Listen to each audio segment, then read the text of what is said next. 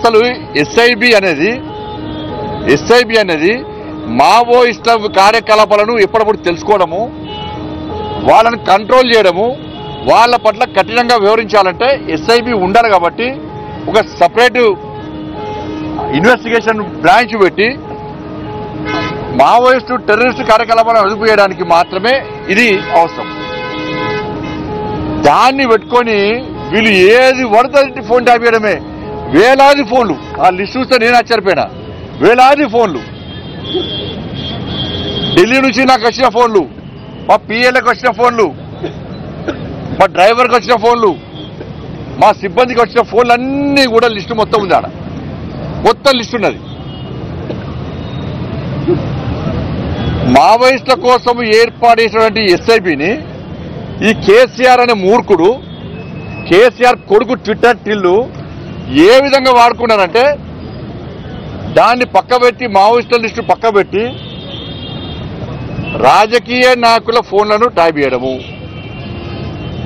వాళ్ళ సొంత. నేను అందుకే సిట్టాకాలు చెప్పిన, మీరు మమ్మల్నే కాదు బీఆర్ఎస్ పార్టీకి సంబంధించి మంత్రుల ఫోన్ కూడా ట్యాప్ చేసే లిస్ట్ ఉన్నది. బీఆర్ఎస్ సంబంధించి ఎమ్మెల్యేల ఫోన్ కూడా ట్యాప్ చేసిర్రు. కేసీఆర్ బిడ్డది కేసీఆర్ అది కూడా ట్యాప్ చేసిర్రు. వాళ్ళం కూడా విచారణ పిలవాలని చెప్పిన, వాళ్ళం కూడా విచారణ పిలవాలి.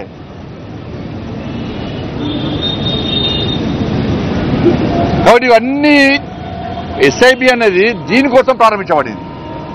వాళ్ళ ఆ ఎస్ఐబిని ఈ కేసీఆర్ అనే మూర్ఖుడు, కేసీఆర్ కొడుకు వాళ్ళ సొంత లావాదేవీల కోసము, సొంత అవసరాల కోసము దాన్ని ఒక అడ్డాగా మార్చింది.